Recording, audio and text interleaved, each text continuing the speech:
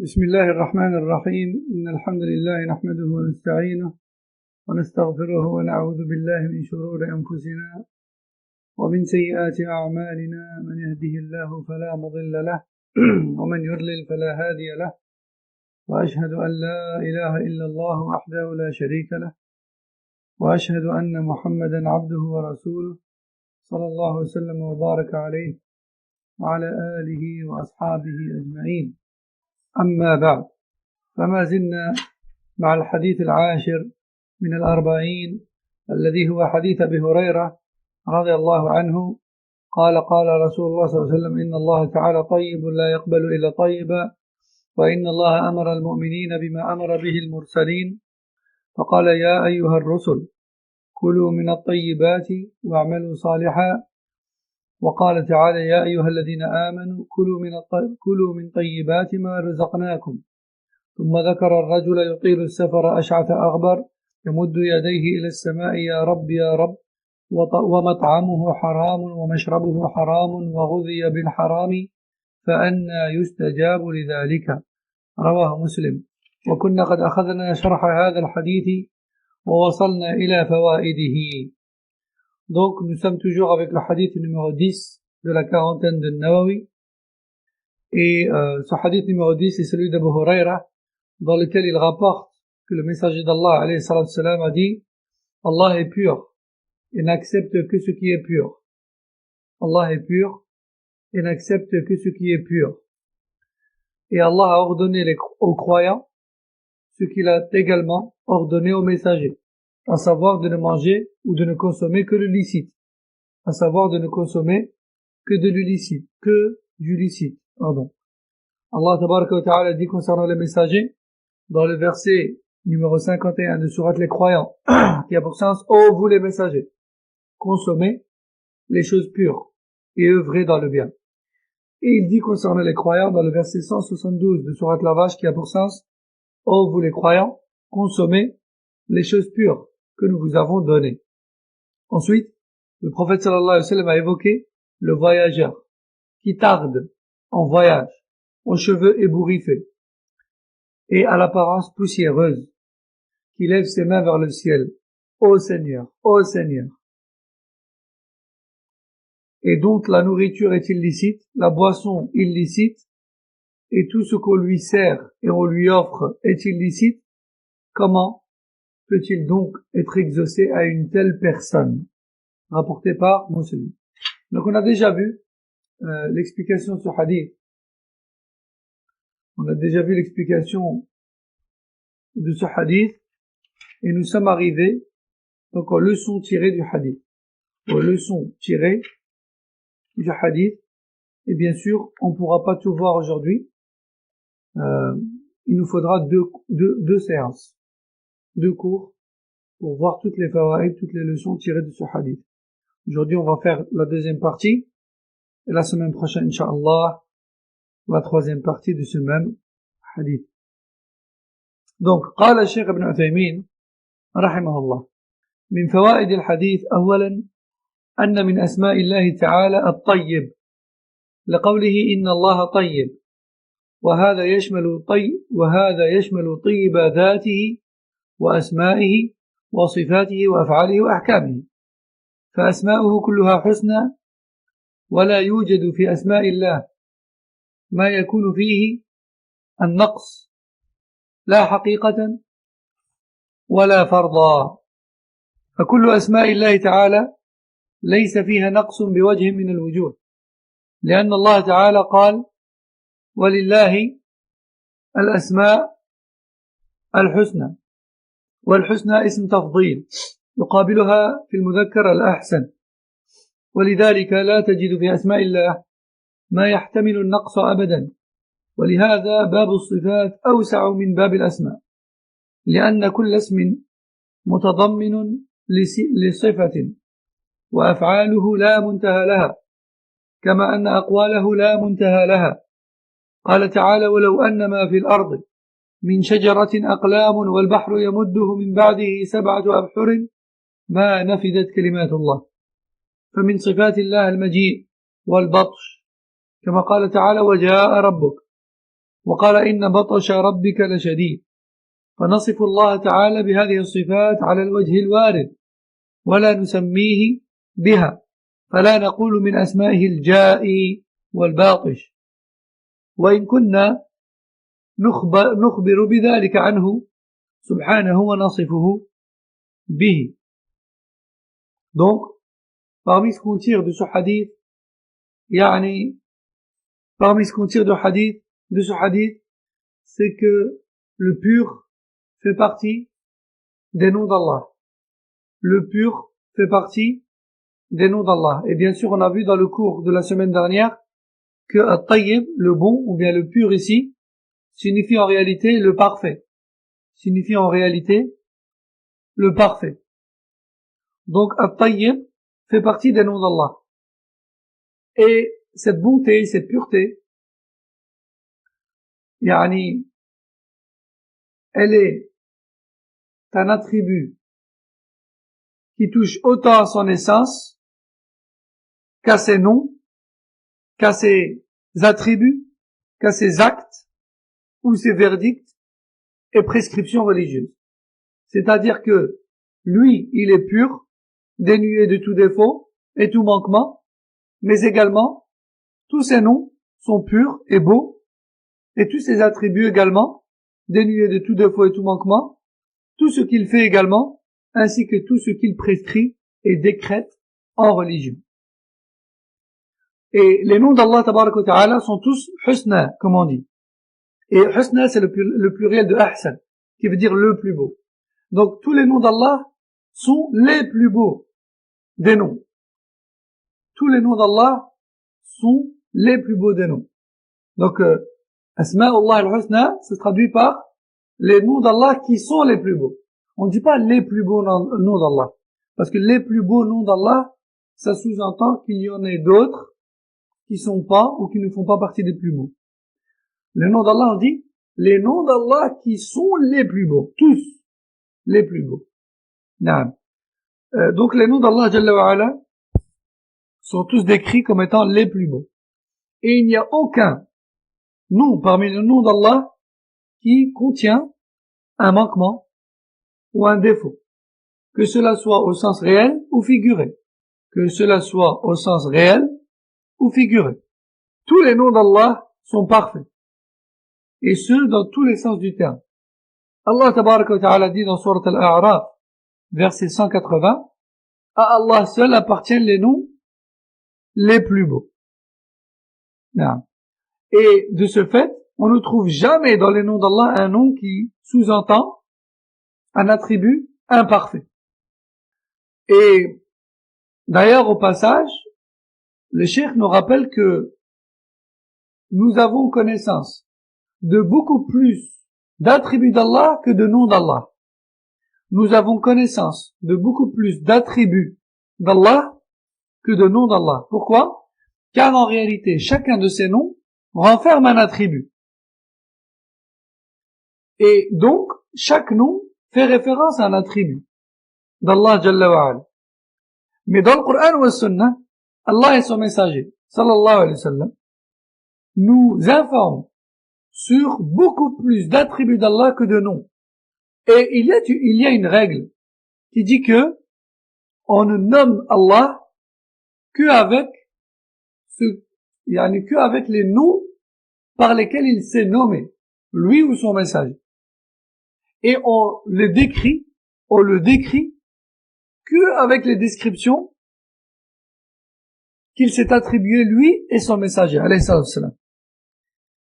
Et il n'est pas permis de déduire d'un attribut un nom. Il n'est pas permis d'inventer un nom à partir d'un attribut rapporté dans le Coran ou Sunna. Je récapitule. Tout nom contient un attribut. Al-Basir, le clairvoyant, contient l'attribut de la vue. Al-Alim, l'omniscient, contient l'attribut de la science. Al-Qadir, le capable de tout, contient l'attribut de Al-Qudra, qui est la capacité. Al-Qawi, Le fa contient l'attribut de l'quwwa, la force, etc.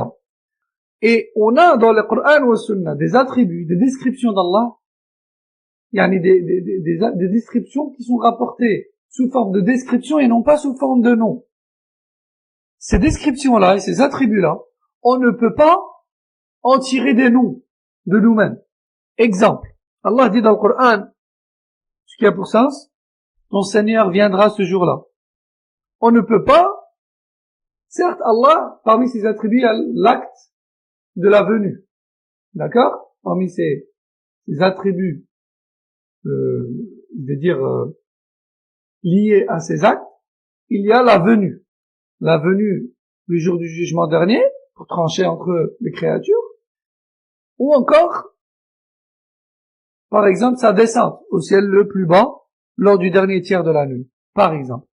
On ne peut pas pour autant décider de le nommer comme étant le venant, ou encore le descendant. On ne peut pas dire ça. Non? On ne peut pas dire ça. Ou encore, par rapport à la parole d'Allah tabaraka wa ta'ala, le saisissement de ton Seigneur est rude, ou bien dur. Lorsqu'il saisit un désobéissant, pour ça, le châtier, son saisissement est dur. On ne peut pas déduire de ce verset un nom qui serait le saisisseur. Ça, c'est pas permis. On ne peut nommer Allah qu'avec les noms qu'il s'est attribués, lui et son messager, alayhi salam. Et tout nom contient un attribut, tout nom débouche vers un attribut, hein, mais tout attribut dans le Coran ou Sunna n'a pas forcément de nom révélé, de nom qui lui correspond révélé. Non. Donc forcément, si tout nom contient un attribut et que tout attribut n'a pas de nom, nous avons automatiquement beaucoup plus d'attributs en notre connaissance que de noms. D'ailleurs, Allah Jalla wa Ala a des noms qu'il n'a pas révélés. Tabarak wa ta'ala. Et l'une des preuves, sans doute l'une des preuves les plus fortes sur cela, la parole ou l'invocation du prophète sallallahu alayhi wa sallam, ô Allah, nous te demandons par tout nom qui t'appartient, par lequel tu t'es désigné, ou que tu as révélé dans ton livre, ou que tu as enseigné à l'un de tes prophètes, ou que tu as gardé en secret,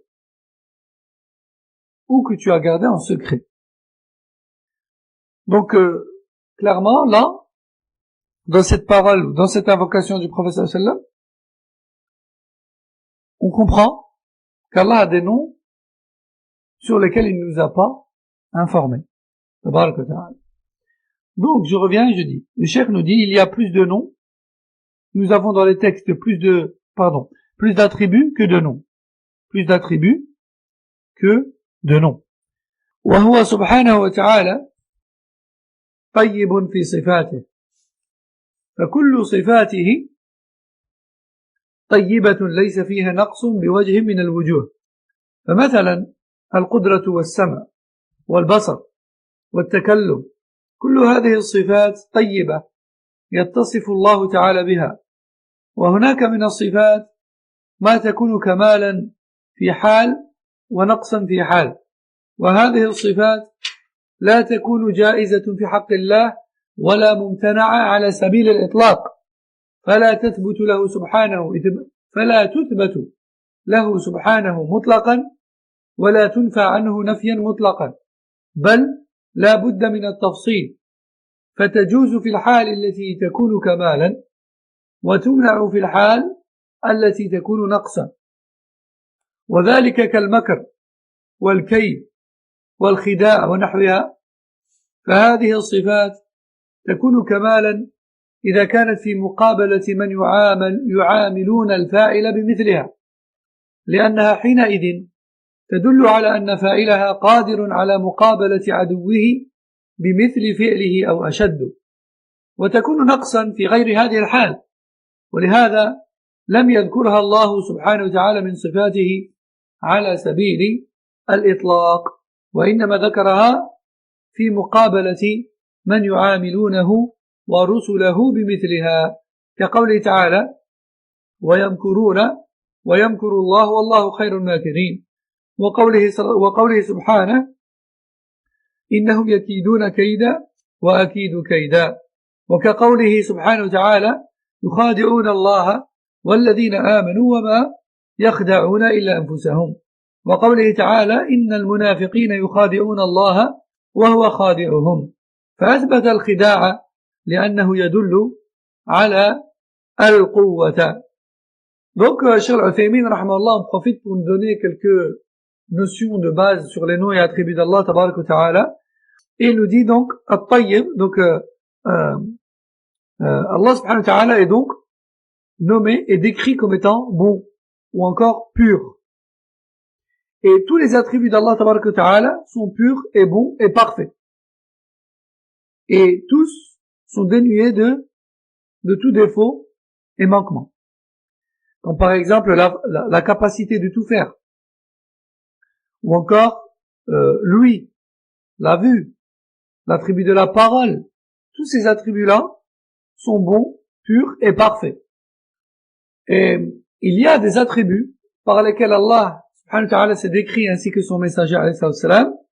Il y a des attributs qui sont tantôt considérés comme étant parfaits et complets, et qui sont à d'autres moments considérés comme étant des défauts et des manquements. Et ces défauts-là, ces attributs-là, on ne décrit jamais Allah subhanahu wa ta'ala avec de façon absolue. Je répète, certains attributs ont un côté positif et un côté négatif. Et de ce fait, on ne les attribue jamais dans l'absolu à Allah subhanahu wa ta'ala. Plutôt cela dépend. Prenons l'exemple de la ruse, de la vengeance, de la tromperie. Par exemple. Ces attributs-là, Allah Jalla wa Ala en fait usage. Mais pas en tout temps. Et pas avec toute créature. Plutôt en guise de réplique à ceux qui cherchent à se comporter avec lui de manière qui porte le même nom. Puisque les kuffars, par exemple, cherchent à ruser avec Allah ou à tromper Allah, ainsi que les croyants. Et Allah Jalla wa Ala, par réplique, il ruse avec eux, donc il ruse avec eux aussi, et il leur tend des pièges aussi, et il les trompe aussi. Mais c'est en contrepartie de leur tromperie et de leur ruse également. Donc, ces attributs-là, on ne les attribue pas à Allah tabaraka wa ta'ala dans l'absolu. D'ailleurs, dans le Coran, Allah Jalla wa Ala ne se décrit avec ces attributs-là qu'en contrepartie de ceux qui se comportent de la sorte. Exemple. Dans Sourate Al-Anfal, verset 30, Allah dit ce qui a pour sens: il ruse et Allah ruse également. Et Allah est le meilleur des ruseurs. Dans un autre verset, Sourate Al-Tariq, verset 15 et 16, il dit: il ruse énormément et je ruse également. Dans Sourate Al-Baqarah, verset 9, il dit, subhanahu wa ta'ala, ce qui a pour sens: ils cherchent à tromper Allah ainsi que les croyants. Mais en réalité, ils ne trompent que eux-mêmes. Dans un autre verset, Sourate les femmes, verset 142, qui a pour sens: les hypocrites cherchent à tromper Allah, alors qu'en réalité, c'est lui qui les trompe. Donc, Allah, tabaraka wa ta'ala, ici, par exemple, a affirmé qu'il faisait usage de l'acte et de l'attribut de la tromperie, qui fait également en même temps référence à sa force et sa puissance, subhanahu wa ta'ala, mais en contrepartie de la tentative de la tromperie de la part des kuffars et des hypocrites. Donc c'est pas dans l'absolu. طيب وأما الخيانة فلا يوصف الله بها لأنها نقص بكل حال فلا يوصف الله تعالى بالخيانة ويدل لهذا قوله تعالى وإن يريد خيانتك فقد خانوا الله من قبل فأمكن منهم ولم يقل فقد خانوا الله من قبل فخانهم لأن الخيانة خدعة في مقام الأمان وهي صفة ذم مطلقا وبهذا عرف أن قول خان الله من يخون قول منكر فاحش يجب النهي عنه وهو وصف ذم لا يوصف الله به. Donc maintenant Cheikh Al-Uthaymin va nous parler d'un autre attribut qui est celui de l'khiyana. L'khiyana, c'est le fait de manquer à son engagement. Le fait de manquer à son engagement. Et cet attribut-là, il n'est attribué à Allah dans aucun cas. Jamais, au grand jamais, on ne décrit Allah comme manquant à ses engagements. Car ceci est un attribut négatif dans tous les cas. Et dans aucun cas, cet attribut peut s'avérer positif. Donc Allah subhanahu wa ta'ala n'est jamais décrit comme manquant à ses engagements.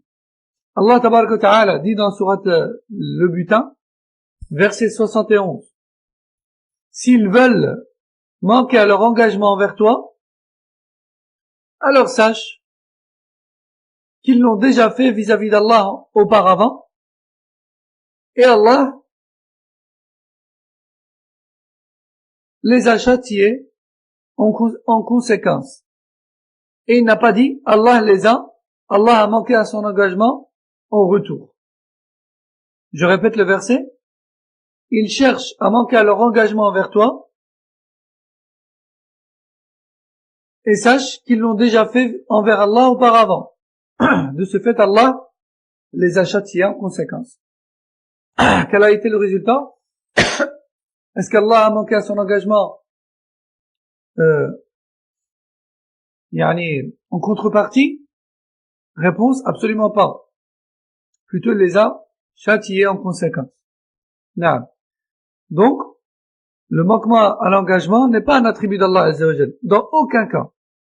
Car le manquement à l'engagement, c'est, en quelque sorte, être non digne de confiance.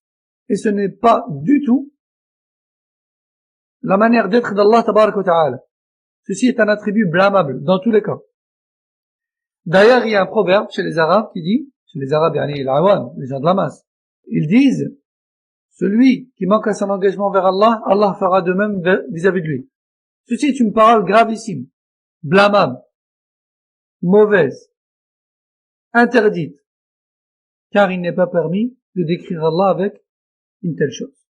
إذن صفات الله تعالى كلها طيبة وقد قال الله تعالى في القرآن الكريم ولله المثل الأعلى أي الوصف الأعلى من كل وجه كذلك أيضا هو طيب في أفعاله فأفعال الله تعالى كلها طيبة لا يفعل إلا خيرا وتقدم لنا الجواب عن قوله في القدر خيره وشره فأفعاله كلها خير وأحكامه كلها كذلك متضمنة لمصلحة العباد في معاشهم ومعادهم ولذا فهي طيبة صالحة لكل زمان ومكان وحال لا كما يقول بعض الدعاة المضللين الضالين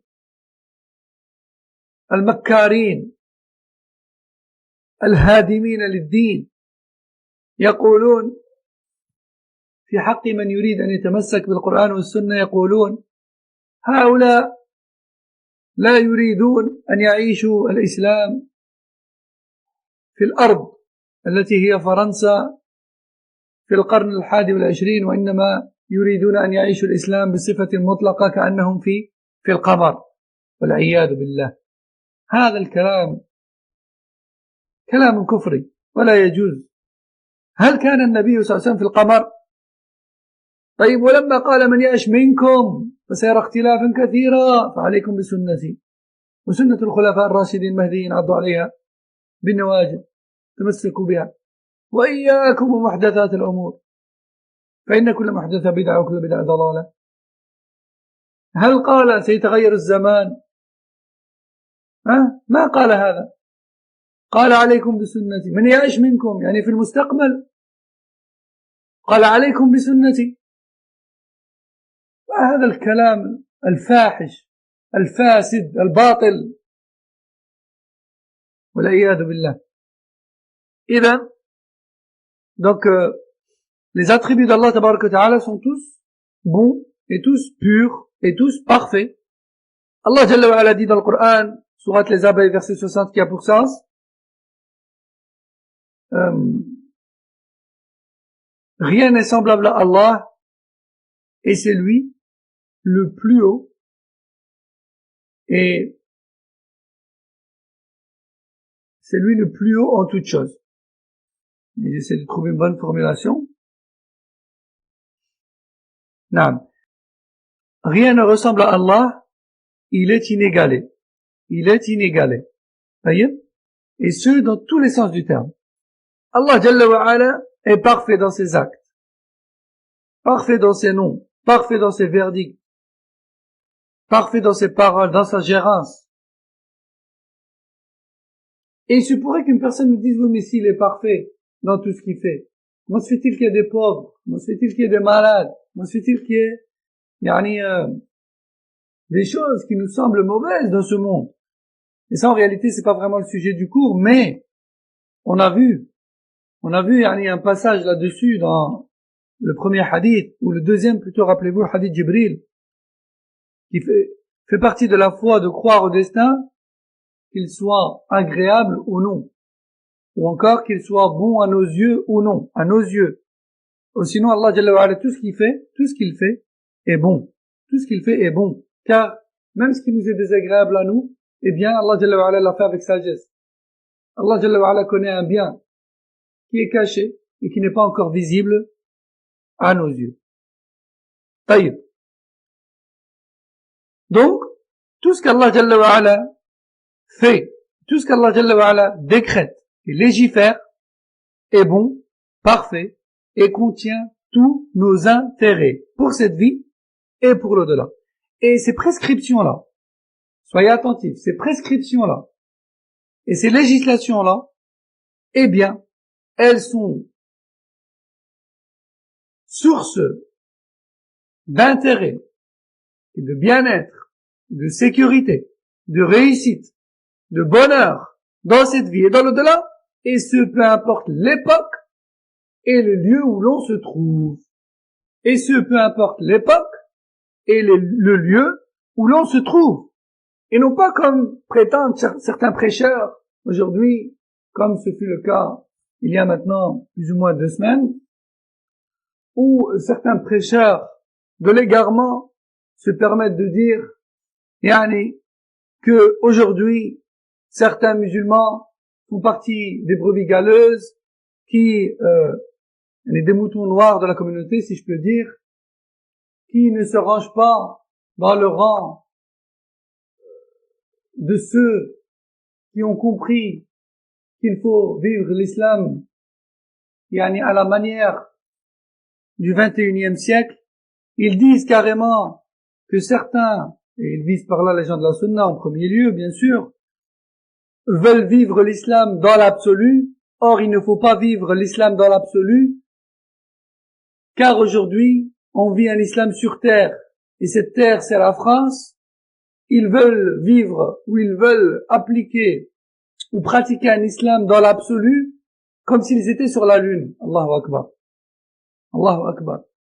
Le prophète sallallahu alayhi wa sallam a clairement dit, qui vivra parmi vous dans le futur verra beaucoup de divergences et de divisions dans la communauté. Solution? Accrochez-vous à ma pratique, accrochez-vous à ma croyance, accrochez-vous à ma voix, Accrochez-vous à ma sunna, qui est également celle de mes califes bien guidés. Accrochez-vous-y avec les molaires. Et prenez garde aux innovations. Prenez garde aux nouveautés religieuses, car toute nouveauté est innovation, toute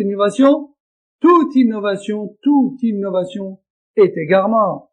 Le prophète sallallahu alayhi wa sallam a-t-il dit qu'il faudra changer la religion à un moment donné, ou qu'il faudra délaisser certaines prescriptions et certaines pratiques, ou qu'il faudra changer la foi ou la conception de la foi à un moment donné? Le prophète sallallahu alayhi wa sallam, il dit, suivez donc à ce moment-là ma sunna.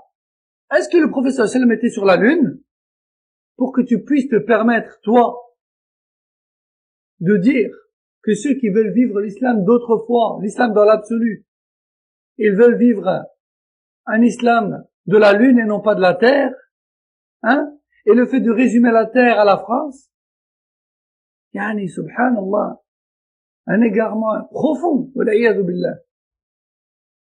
Donc, je reviens à cette parole sur l'Uthaymin ici. Quand on dit qu'Allah est tayyib, c'est ce hadith numéro 10, on veut dire par là qu'Allah est pur, qu'Allah est parfait, que tous ses noms sont parfaits, que tous ses actes sont parfaits, que toutes ses prescriptions sont parfaites, et qui dit parfaites, dit qu'elles sont source de réussite ici-bas et dans l'au-delà, source d'apaisement, de sécurité, de droiture, d'ordre ici-bas et dans l'au-delà, à toute époque et en tout lieu. نعم. ثم قال الشيخ العثيمين رحمه الله تعالى: est-ce que d'autres ont des coupures? Barakallahu fikum. Est-ce que d'autres ont des coupures? Ceux qui ont des coupures, qu'ils le signalent. Barakallahu fikum. En tout cas, pour nous, il n'y a pas de coupure. Allahu a'lam. طيب الفائدة الثانية قال الشيخ: كمال الله عز وجل في ذاته وصفاته وأفعاله وأحكامه. Donc la deuxième leçon qu'on peut tirer de ce hadith, c'est de dire qu'Allah Jalla wa Ala est parfait dans son essence, dans ses attributs, dans ses actes et dans ses prescriptions. Donc ça reprend un peu la conclusion que j'ai faite juste avant de tout ce qu'on a lu. طيب الفائدة الثالثة أن الله تعالى غني عن الخلق فلا يقبل إلا الطيب لقوله عليه الصلاة والسلام: لا يقبل إلا طيبا. فالعمل الذي فيه شرك لا يقبله الله لأنه ليس بطيب، وكذا التصدق بالمال المسروق لا يقبله الله لأنه ليس بطيب، والتصدق بالمحرم لعينه لا يقبله الله لأنه ليس بطيب. طيب.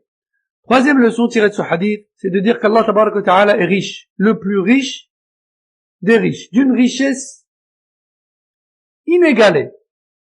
Et Allah Tabaraka wa Ta'ala se passe de la créature. Il se passe totalement de la créature. Il se suffit à lui-même, Jalla wa Ala.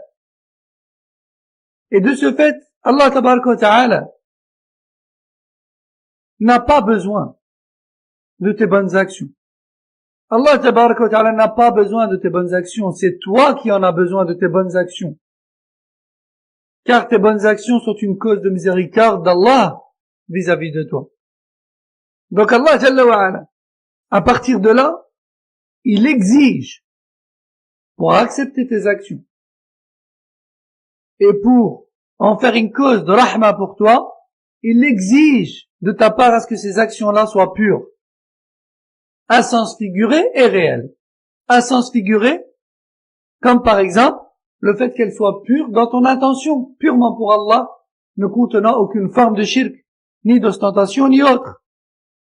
Et à sens réel, comme par exemple, la pureté de l'argent avec lequel tu vas accomplir une aumône.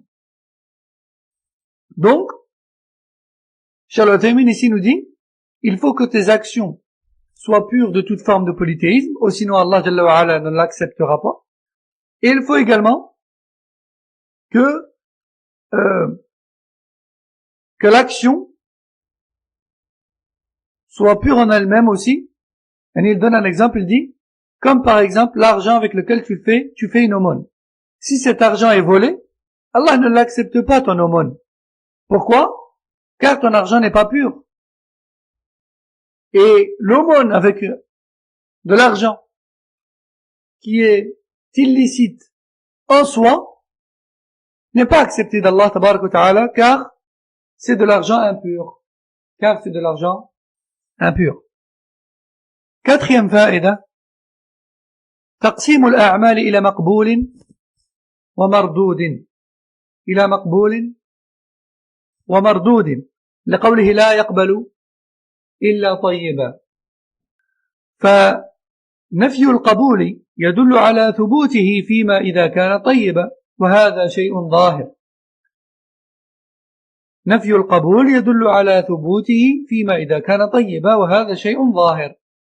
ومن ذلك أيضا قول النبي صلى الله عليه وسلم لا يقبل الله صلاة أحدكم إذا أحدث حتى يتوضأ. رواه البخاري ومسلم حديث أبي هريرة. هذا في العمل المقبول. ومنه قوله عليه الصلاة والسلام من عمل عملا ليس عليه أمرنا فهو رد. خرجه مسلم من حديث عائشة. وهذا في العمل المردود. Quatrième leçon tirée du hadith numéro 10. Les actions sont de deux catégories. Les actions acceptées et les actions rejetées. Les actions sont de deux catégories. Les actions acceptées et les actions rejetées. Avec comme preuve la parole d'Allah tabaraka wa ta'ala, la parole du prophète sallallahu alayhi wa sallam dans ce hadith, avec comme preuve la parole du prophète sallallahu alayhi wa sallam dans ce hadith, Allah n'accepte que ce qui est pur. Et cela sous-entend qu'il n'accepte pas ce qui est impur. Donc il y a des actions qu'il accepte et il y a des actions qu'il n'accepte pas. Et ça c'est clair. Donc, parmi les actions, ou parmi les preuves sur les actions qu'Allah accepte, on peut trouver par exemple la parole du prophète sallallahu alayhi wa sallam. Allah n'accepte pas la prière de celui qui a perdu ses ablutions jusqu'à ce qu'il les refasse. Donc ça concerne les actions acceptées. Donc s'il a refait ses ablutions, alors Allah accepte sa prière. Et un exemple de preuve concernant les actions rejetées cette fois-ci, la parole du prophète sallallahu alayhi wa sallam, toute action religieuse n'étant pas le fruit d'une mise en application de mes enseignements sera rejetée. Je répète, toute action religieuse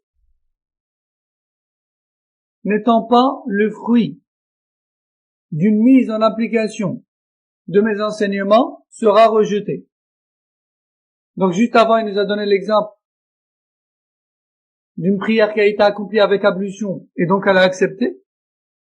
Et ensuite, il nous a donné l'exemple d'un acte d'adoration qui est rejeté à cause de sa non-conformité au contenu de la charia. Cinquième faïda. أن الرسل عليهم الصلاة والسلام يؤمرون وينهون لقوله عليه الصلاة والسلام إن الله أمر المؤمنين بما أمر به المرسلين وهو كذلك. فالرسل عليهم الصلاة والسلام أكمل العباد عبادة لله. ولهذا كان النبي صلى الله عليه وسلم يقوم في الليل حتى تتورم قدماه. فقيل له في ذلك إنه قد غفر لك ما تقدم من ذنبك وما تأخر. فقال عليه الصلاة والسلام أفلا أكون عبدا شكورا صلوات الله وسلامه عليه. وقس حال النبي صلى الله عليه وسلم بحالنا اليوم. فالإنسان منا ينام إلى طلوع الفجر مع أن نعم الله علينا لا تحصى. ولقد قام مع النبي صلى الله عليه وسلم 3 رجال شبان وعجزوا أن يلحقوا في تهجده في تهجده. فهذا الصحابي الجليل حذيفة ابن اليمان رضي الله عنهما قام مع النبي صلى الله عليه وسلم ذات ليلة يتهجد يقول فقرأ سورة البقرة فقلت يركع عند 100 فمضى حتى أكملها فقلت يركع فشرع في سورة النساء وأكملها ثم شرع في سورة آل عمران وأكملها وهو شاب. وابن عباس رضي الله عنهما قام مع النبي صلى الله عليه وسلم ذات ليلة ورأى من تهجده ما يطول.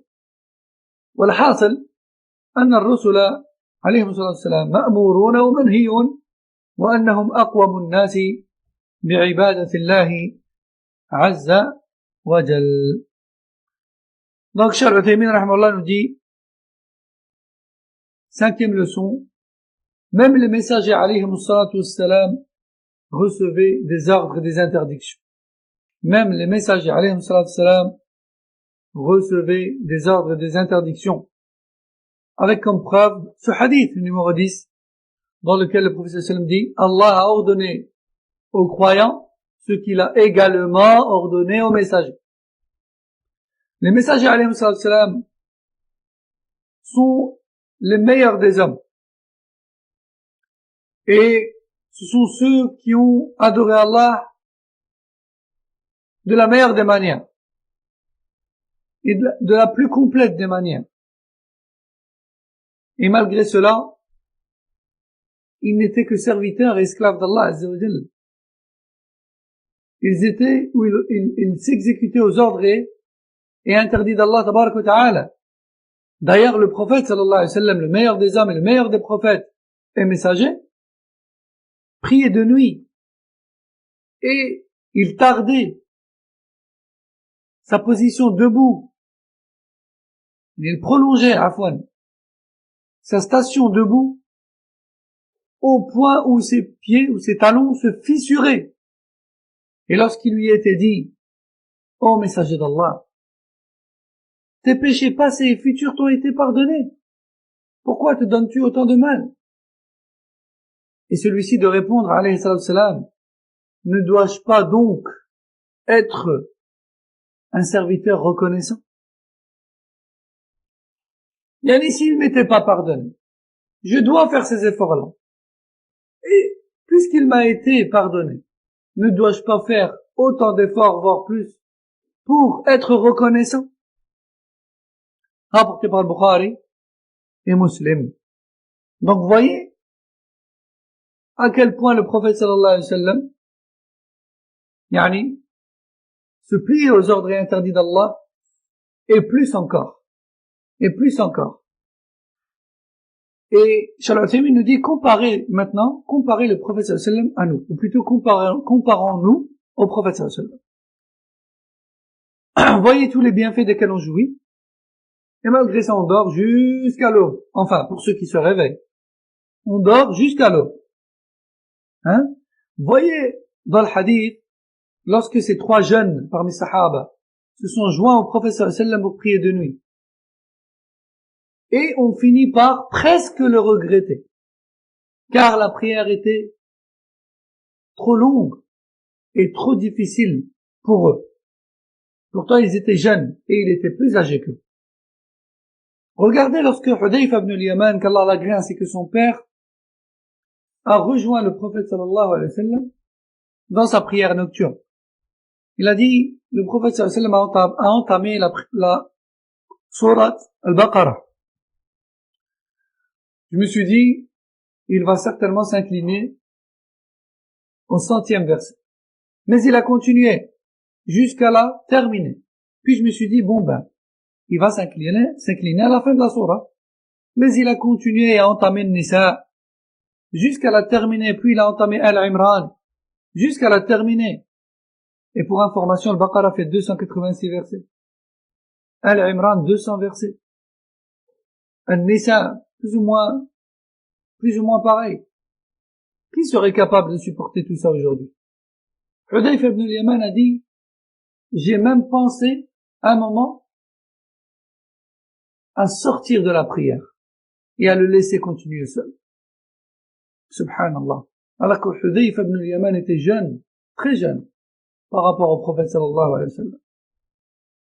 Ibn Abbas, qu'Allah l'agrée également, il a rejoint un jour ou une nuit le prophète sallallahu alayhi wa sallam dans sa prière nocturne. Et il l'a décrit comme étant très longue. Conclusion, les messagers, eux aussi, malgré leur rang, recevaient des ordres et interdits de la part d'Allah, tabaraka wa ta'ala. Et ils étaient ceux qui accomplissaient l'adoration d'Allah de la meilleure des manières. Et il ne se suffisait pas de ce qui leur a été ordonné ou interdit, mais ils faisaient plus encore. Alayhim salatu wassalam. الفائدة السادسة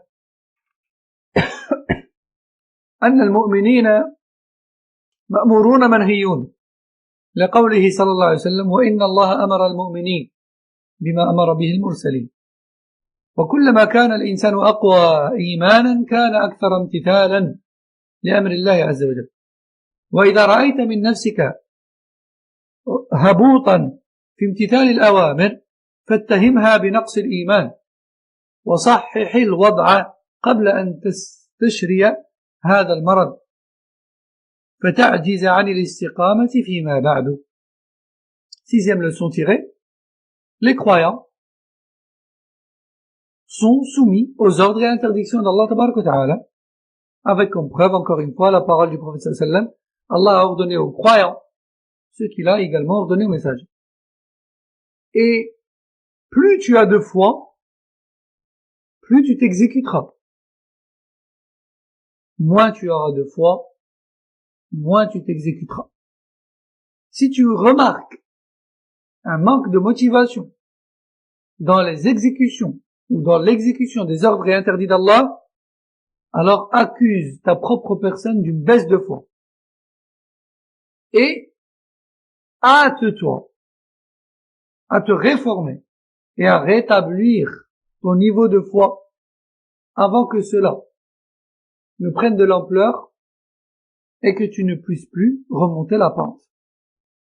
الفائدة السابعة استعمال ما يشجع على العمل ووجهه قول النبي صلى الله عليه وسلم إن الله أمر المؤمنين بما أمر به المرسلين فإذا علم المؤمن أن هذا من مأمورات المرسلين فإنه يتقوى ويتشجع على الامتثال. Septième leçon. On tire de ce hadith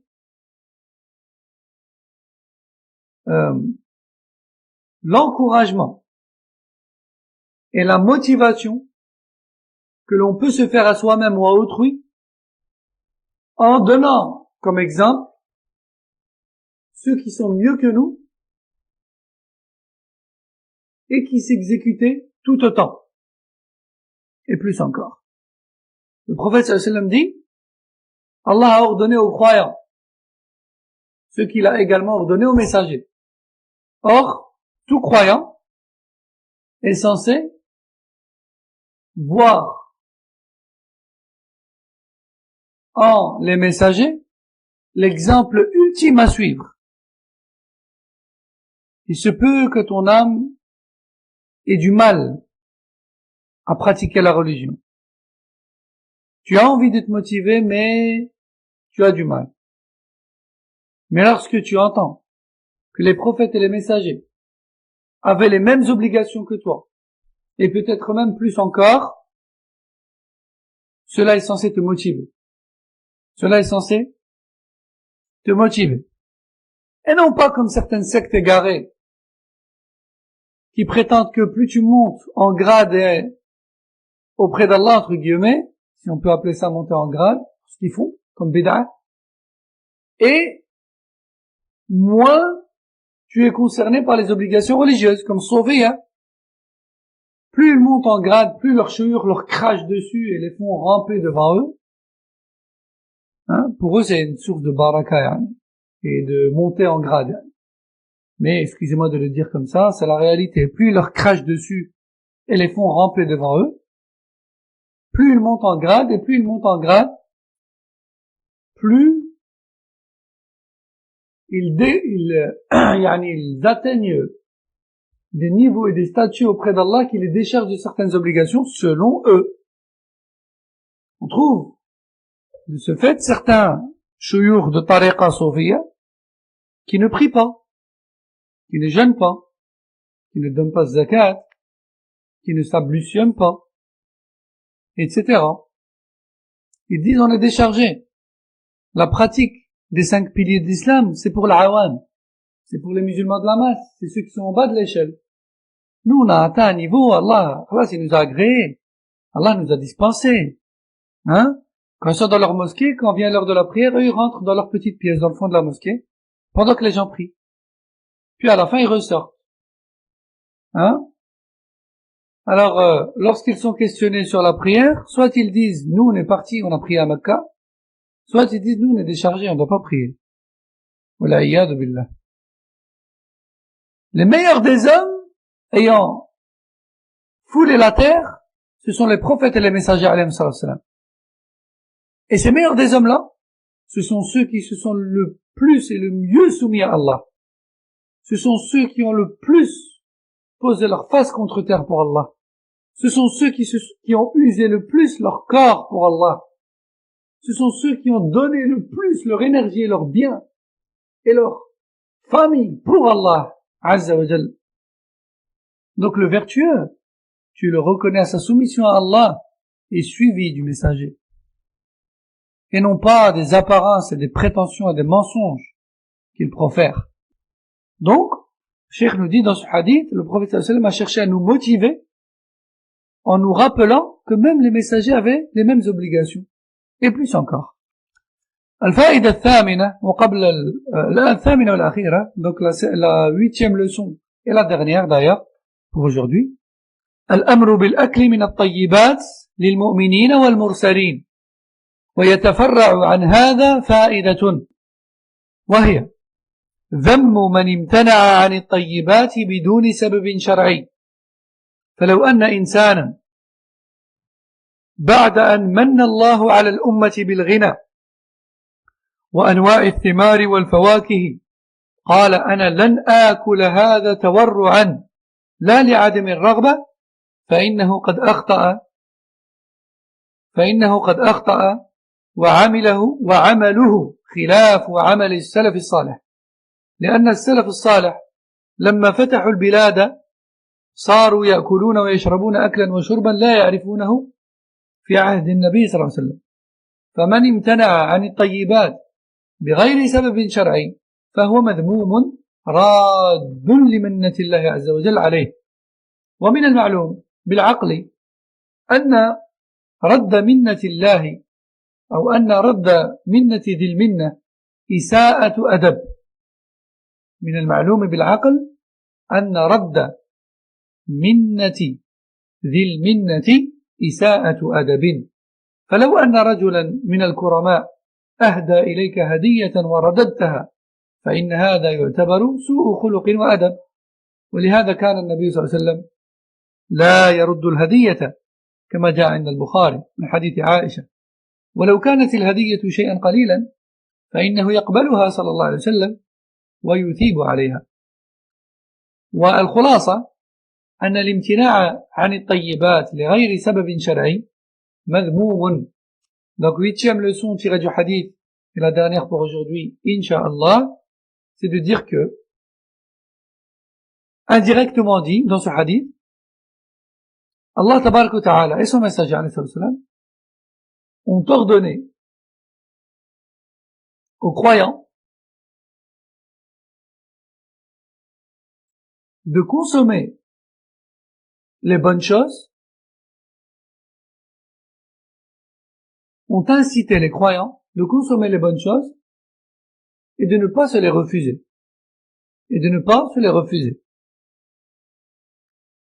Et en fait, on tire de cela que celui qui se refuse des choses licites qu'Allah lui a données sans raison justifiée en islam a commis un acte blâmable. Si Allah tabaraka wa ta'ala t'a donné des bienfaits, t'a donné des fruits, t'a donné des boissons, t'a donné des choses licites, et que toi tu t'interdis de les consommer, non pas parce que tu n'en as pas envie, mais par par rejet, par délaissement, peut-être par prétention de piété en cela, ou quelque chose de ce genre, alors sache que tu commets un acte blâmable. C'est une erreur, et c'est une chose contraire à la manière de faire des pieux prédécesseurs de cette communauté. Car les pieux prédécesseurs de cette communauté, lorsqu'ils ont conquis les terres autour de la péninsule arabique, lorsqu'ils ont acquis de la part d'Allah Azza wa Jal des bienfaits en nourriture et boissons et vêtements et autres qu'ils n'avaient pas à l'époque du prophète sallallahu alayhi wa sallam, ils ne se les sont pas refusés. Plutôt, il est rapporté qu'ils les consommaient avec joie et reconnaissance envers Allah tabaraka wa ta'ala. D'ailleurs, le prophète sallallahu alayhi wa sallam leur avait annoncé que ce jour-là viendra.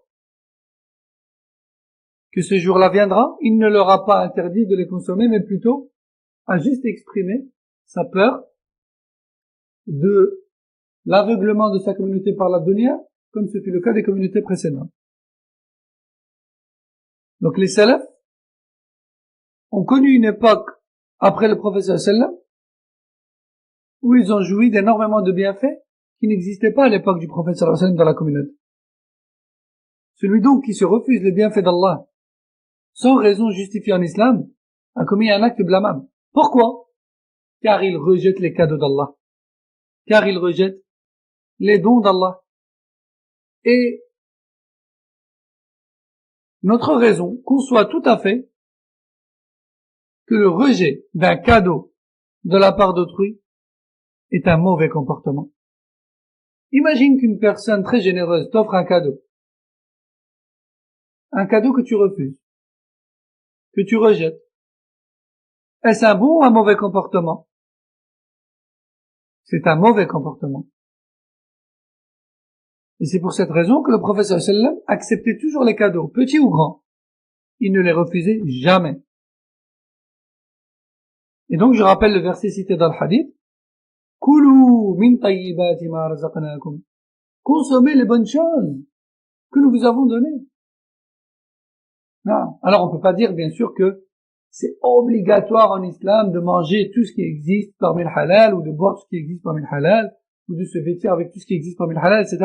Non, c'est pas une question d'obligation. C'est une question d'accepter et de consommer ce qu'Allah t'a offert. Il s'agit ici d'une recommandation et non pas d'une obligation. Mais le fait de se refuser totalement tout ce qu'Allah nous donne comme bienfait, en prétendant à travers cela de la piété, ceci est une erreur. Ceci est une erreur. D'ailleurs, donc, le cheikh nous dit, le prophète sallallahu alayhi wa sallam acceptait tout cadeau, petit ou grand, plutôt même il rétribuait en échange. Conclusion: celui qui se refuse les bienfaits d'Allah, les bienfaits qu'Allah lui a donnés, sans raison justifiée en islam, a commis un acte blâmable. On va s'arrêter ici pour aujourd'hui, Inch'Allah. Une question en privé. Je pense qu'il n'y a pas de chat privé ici. Vous pouvez toujours envoyer un email sur le site de la mosquée. Tapez sur Google Mosquée Abou Bakr Roubaix. Vous allez dans l'onglet Contact. Vous pouvez taper un email. Les emails me parviennent toujours. Non. C'est pas moi qui les reçois directement, mais on me les transfère tous, sans exception. Subhanakallahumma wa bihamdik, ashhadu an la ilaha illa ant, astaghfiruka wa atubu ilayk, sallallahu wa sallam ala nabiyyina Muhammad, wa ala alihi wa sahbihi, assalamu alaykum wa rahmatullahi wa barakatuh.